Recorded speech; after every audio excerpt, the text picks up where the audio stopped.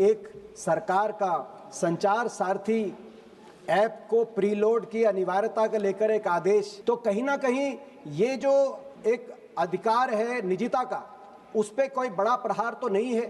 कहीं ये जो स्नूपिंग के प्रश्न उठ रहे हैं पूरे देश में कि इस ऐप के आधार पर न स्नूपिंग संभव है न स्नूपिंग होगा। प्रधानमंत्री नरेंद्र मोदी जी की सरकार देश की जनता के हाथों में अधिकार देना चाहती है ताकि वे अपने आप को सुरक्षित रख पाए। संचार साथी ऐप को लेकर संसद में जमकर हंगामा हुआ, विवाद खड़ा हुआ और विपक्ष ने सरकार पर सवाल खड़े कर दिए।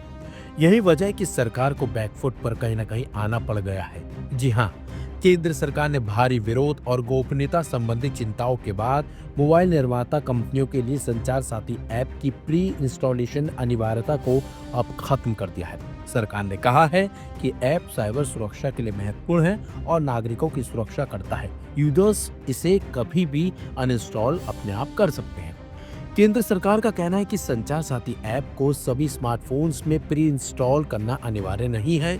यूजर्स खुद तय कर सकते हैं कि उन्हें ऐप डाउनलोड करना है या फिर नहीं। इसके अलावा यूजर्स कभी भी इस ऐप को फोन से हटा भी सकते हैं। सरकार ने हाल ही में सभी स्मार्टफोन कंपनियों को 90 दिनों के भीतर अपने स्मार्टफोन में संचार साथी ऐप को प्री इंस्टॉल करने के लिए कहा था। इस फैसले के कुछ ही दिनों में देश भर में प्राइवेसी, निगरानी और यूजर्स की स्वतंत्रता को लेकर तीखी बहस छिड़ गई थी। विरोध के बाद संचार मंत्रालय ने कहा कि ऐप को अनिवार्य नहीं बनाया जाएगा। सरकार का दावा है कि लोग खुद ही इस ऐप को तेजी से अपना रहे हैं। क्यों लिया गया फैसला वापस? 1 दिसंबर को जारी आदेश के बाद सरकार पर संभावित निगरानी और यूजर्स चॉइस में दखल देने का आरोप लगाया गया था। संचार साथी का अनिवार्य प्री इंस्टॉल होने से यह चिंता बढ़ गई थी कि सरकार यूजर्स के डिवाइस और डेटा तक अधिक पहुंच बनाना चाहती है। बढ़ते दबाव और आलोचना को देखते हुए संचार मंत्रालय ने 3 दिसंबर को आदेश वापस लेने का ऐलान किया। मंत्रालय ने कहा कि ऐप केवल यूजर्स को साइबर धोखाधड़ी से बचाने के लिए और इसमें किसी तरह का निगरानी मैकेनिज्म नहीं है। संचार साथी ऐप पर विवाद क्यों? संचार साथी ऐप नागरिकों को फर्जी या डुप्लीकेट IMEI वाले फोन की शिकायत, साइबर फ्रॉड रिपोर्टिंग और संदिग्ध कॉल अलर्ट जैसी सेवाएं देता है।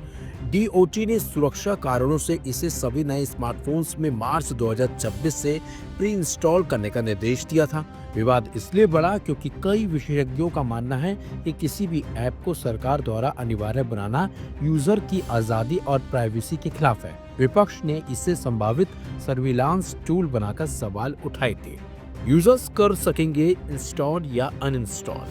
सरकार ने स्पष्ट कर दिया कि अब संचार साथी ऐप पूरी तरह स्वैच्छिक रहेगा और कोई भी मोबाइल निर्माता इसे फोन में पहले से इंस्टॉल नहीं करेगा।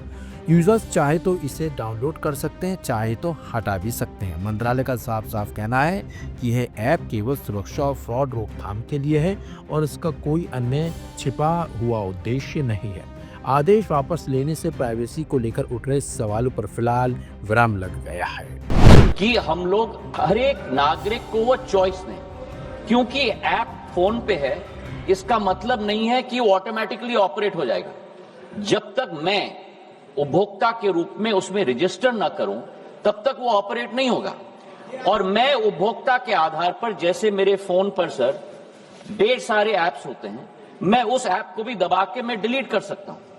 तो ये लोकतंत्र में पूर्ण हक और अधिकार नागरिक का है सर। हम लोग ने केवल ये ऐप सभी को उपलब्ध कराने के लिए कदम लिया है।